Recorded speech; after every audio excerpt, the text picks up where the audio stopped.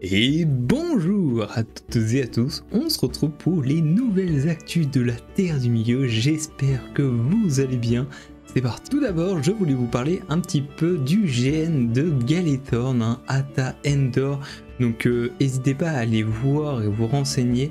La billetterie fermera le 12 juillet 2023, donc tardez pas si vous voulez vous inscrire. En plus, il y a un petit code promo de 10% qui est Endor23. Pour récapituler un petit peu, nous avons Galethorn qui organise en partenariat avec l'association Arda Legacy d'Auvergne. Endor se déroule dans l'univers du Seigneur des Anneaux, mais à une date ultérieure aux écrits de J.R.R. Tolkien. Le but est de tenter une reconstitution historique de l'univers de Tolkien à travers les inspirations historiques de chaque civilisation de ce monde. Donc ça se passe au terrain de l'Arp Nation, au 3050 route des Loges 03 360 Melines-Vitreuil en France. Ça se déroule du 20 au 23 juillet, donc si vraiment vous avez envie de participer, et bah franchement n'hésitez pas parce que je pense que ça va être un événement exceptionnel. Voilà, je vous mets tous les liens en description. N'hésitez pas à aller voir, que ce soit sur les différents réseaux ou sur le Discord avec toutes les informations. Le 25 juin dernier, nous avons eu l'ouverture de la belle exposition sur les traces de Tolkien et de l'imaginaire médiéval peinture et dessin de John Ho. N'hésitez pas à aller la voir, c'est jusqu'au 28 janvier 2024. Alors, il y a un gros thread qui a été fait par Icarius qui va vous raconter un petit peu pourquoi c'est intéressant. Il nous parle du personnage de John Ho. Et je vous invite également, pour ceux qui ne peuvent pas forcément y aller maintenant ou qui ont prévu plus tard d'y aller, il y a eu un podcast sorti sur la chaîne Tolkien Deal, donc qui ont interviewé John Ho. Ça dure 18 minutes, donc n'hésitez pas à aller la voir. C'est très intéressant. Donc je vous donne la description. À l'occasion de l'ouverture de l'exposition, Tolkien Deal a été invité afin de découvrir en avant-première les quelques 250 dessins, peintures, illustrations de John Ho exposés au Fonds Hélène et Édouard Leclerc pour la culture à Landerneau dans le Finistère 29. Donc ils ont une belle occasion pour aller voir l'exposition et pour également interviewer John Ho et voilà, aborder son travail à travers cette œuvre. Vous pouvez désormais acheter le catalogue de l'exposition, je l'ai acheté, je vais vous montrer ça. Donc il est au prix de 37 € et vous pourrez y retrouver dedans les différentes illustrations et tout ce qu'on peut retrouver, je pense, à l'exposition. Donc voilà, pour ceux qui ne peuvent pas du tout y aller car c'est trop loin, et bien vous pouvez quand même acheter le livre de l'exposition. Donc c'est quand même vachement cool. Prochaine actualité pour les amateurs de Balrog, nous avons Weta qui a annoncé une nouvelle statuette basée sur le Seigneur des Anneaux, la communauté de l'anneau de Peter Jackson. Donc un Balrog qui est déjà disponible en précommande au prix de 169 $ et qui a une hauteur de 19,3 cm. Donc ça sera disponible pour le premier trimestre 2024. Donc si vous aimez les Balrog, c'est moins cher que les grosses figurines. Donc là, une petite statuette du Balrog, ça peut toujours être bien. Passons directement à la prochaine actu. Du côté de Magic, nous avons les super drops de l'été qui sont en vente dès maintenant. Donc nous avons des cartes représentant le film d'animation de Ralph Bakshi.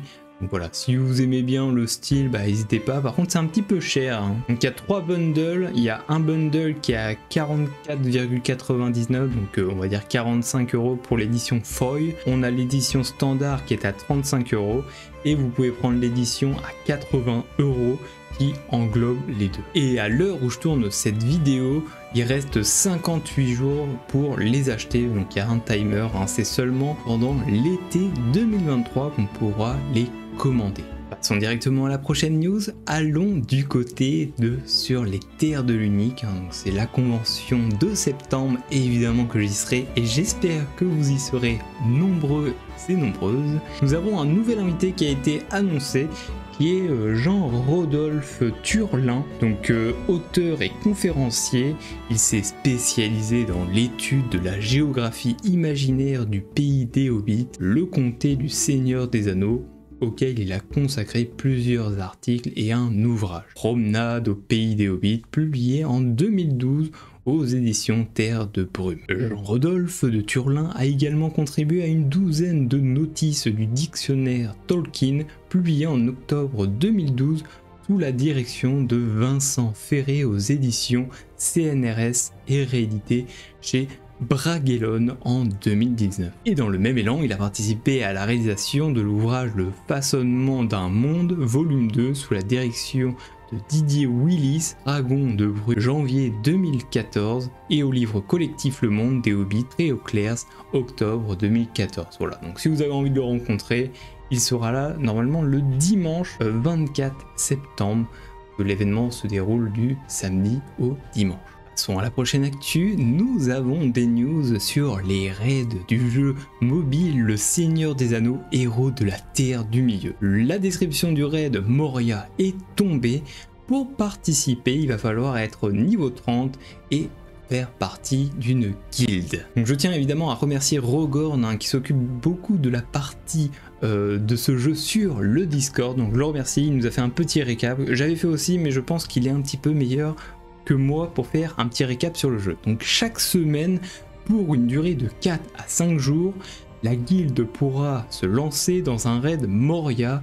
Pour cela, elle devra au préalable et pendant les raids remplir des objectifs quotidiens de type dépenser une quantité X d'énergie afin de récupérer des clés de raid. Une fois la quantité nécessaire farmée, elle pourra alors lancer le premier chapitre.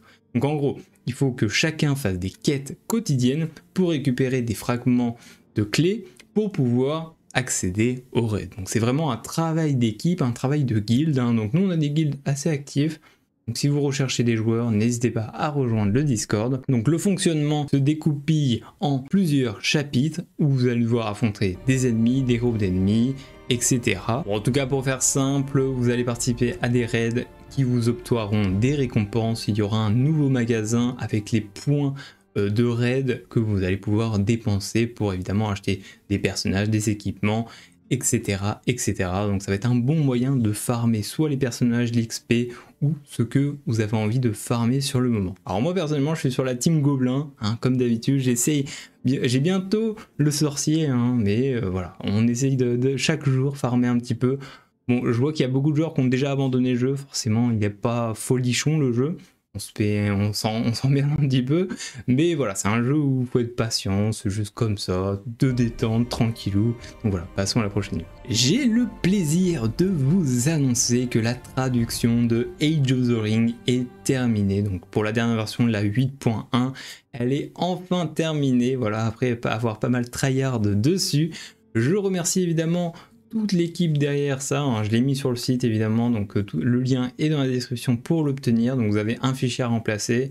On a également traduit les différentes maps de campagne, donc normalement tout est traduit. Évidemment s'il y a des coquilles ou des problèmes, c'est sur le Discord qu'il faudra me le dire et nous ferons des petites mises à jour correctives si évidemment vous trouvez des problèmes à la traduction. Du côté de Dunlace, hein, nous avons une nouvelle image qui a été dévoilée qui va nous présenter les événements de campagne pour Imladris, hein, la faction des elfes. Donc magnifique image, on peut voir Elrond hein, qui est accompagné d'une belle armée d'elfes avec les étendards. En tout cas, les concept art sont vraiment magnifiques. Prochaine actualité, voici une boîte de 13 cassettes, Le Seigneur des Anneaux de J.R.R. Tolkien.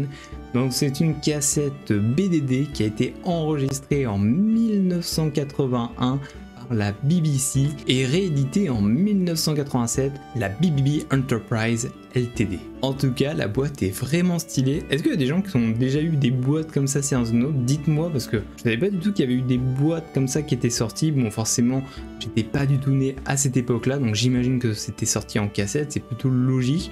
Mais en tout cas, ça doit être stylé, toi. C'est vraiment un truc un peu vintage. Sinon, est-ce que ce tatouage de notre cher Saruman avec le palantir d'Ortang vous plairait, hein? Voilà, j'ai trouvé ça sur le Reddit LOTR publié par Rat King Bénis. Je le trouve stylé, mais personnellement, je sais pas si je serais prêt à me faire tatouer ça sur le bras. Ensuite, j'avais une question à vous poser. Alors, j'avais posté sur les réseaux sociaux et il y a eu énormément de réponses.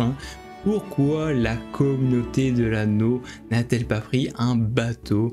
Ils auraient pu se rendre facilement jusqu'à Osgiliath sans aucun problème.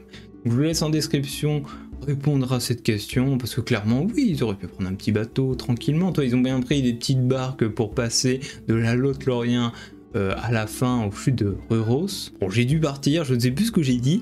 En tout cas, c'est pas possible de passer par là. Entre les corsaires d'Umbar qui surveillaient les ports, on ne sait pas si c'était vraiment praticable du côté de Goatlo pour sortir, les monstres marins, les tempêtes, puis c'est pas fun, voilà, le Gondor fallait pas y aller parce que notre cher Aragorn, il avait un petit défiant avec notre cher Denethor, en bref. Mais n'hésitez pas à mettre votre théorie en commentaire, est-ce qu'ils auraient pu potentiellement passer par cette zone ou pas? Et avant de quitter cette vidéo, je vous laisse avec les petits partages. Donc nous avons la vidéo de Vardamir qui nous parle de la saison 2 des Anneaux de Pouvoir avec potentiellement Galadriel enfermée une nouvelle fois. Nous avons également une vidéo intéressante de notre cher Boulia qui a dépassé les 17 000 abonnés, donc bravo à lui, GG.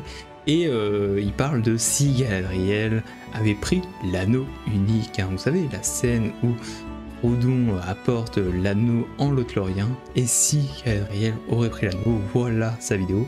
N'hésitez pas à la voir, elle est super intéressante. Et voilà, la vidéo est terminée, merci d'avoir suivi ce format que j'apprécie beaucoup. Je vous mets un petit mème avec si ton enfant après 100 heures de LOL, à quoi il ressemblerait.